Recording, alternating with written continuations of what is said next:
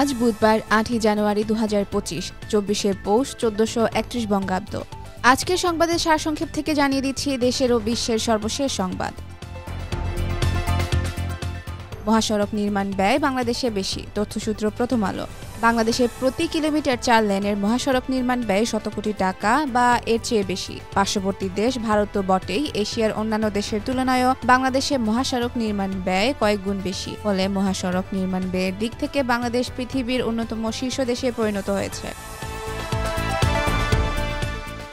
ডলারের বাজার ফের অস্থির, অনিশ্চয়তা উদ্বেগে ব্যবসায়ীরা। তথ্যসূত্র বাংলাদেশ প্রতিদিন।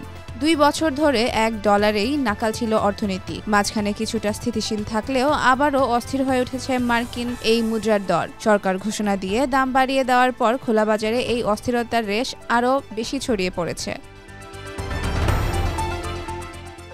দিল্লি কি অবশেষে ঢাকার সাথে সম্পর্ক সহজ করতে চাইছে? তথ্যসূত্র নয়াদিগন্ত।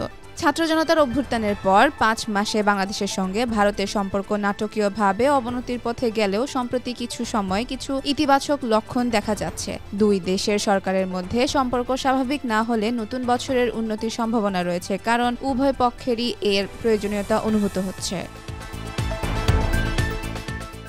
খসড়া নিয়ে অস্থিরতার মধ্যেই প্রশাসনে ৩ স্তরের পদোন্নতির তোড়জোড়। তথ্যসূত্র কালের কণ্ঠ। জনপ্রশাসন সংস্কার কমিশন খসড়া প্রস্তাব নিয়ে অস্থিরতার মধ্যেই প্রশাসনের ৩ স্তরের পদোন্নতির তোড়জোড় শুরু হয়েছে। প্রথমে যুগ্ম সচিব পদে পদোন্নতি হতে পারে বলে আভাস পাওয়া গেছে। এরপর খুলতে পারে উপসচিব ও অতিরিক্ত সচিব পদে পদোন্নতির দ্বার। প্রবাসীদের পাসপোর্ট নিয়ে যে সুখবর দিল সরকার। তথ্যসূত্র যুগান্তর। প্রবাসীদের পাসপোর্ট নিয়ে হয়রানি কমাতে সরকার উদ্যোগ নিয়েছে। এখন পাসপোর্ট প্রস্তুত হলে প্রবাসীরা সরাসরি SMS এর মাধ্যমে তথ্য পাবেন। দূতাবাসে ভিড় করার প্রয়োজন হবে না, এতে হয়রানি অনেকটাই কমবে।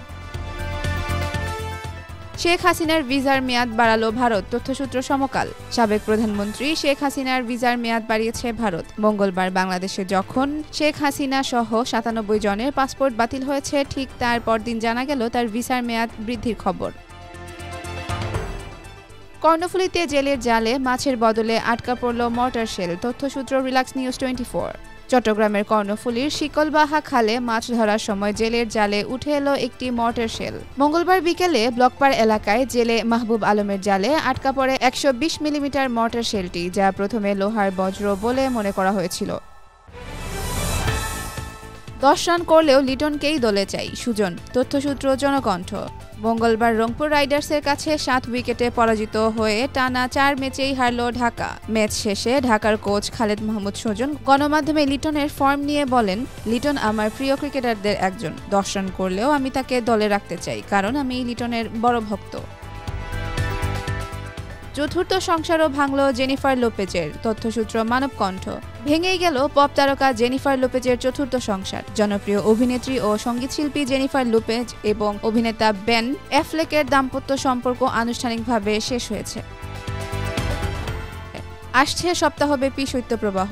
শীতের দাপট থাকবে যেসব অঞ্চলে। তথ্যসূত্র কালবেলা। হাড় কাঁপানো শীত আসছে দেশ জুড়ে। আজ বুধবার সারা দেশে দিনের তাপমাত্রা ১ থেকে ২ ডিগ্রি সেলসিয়াস কমতে পারে। ফলে আগামী সপ্তাহ দেশ জুড়ে শীত বাড়তে পারে এবং শৈত্যপ্রবাহ চলতে পারে বলে জানিয়েছে আবহাওয়া অধিদপ্তর। আজকের সারসংক্ষেপ এখানেই শেষ করছি। আপনারা সবাই সুরক্ষিত থাকুন এবং রিল্যাক্স নিউজ 24 এর সাথেই থাকুন।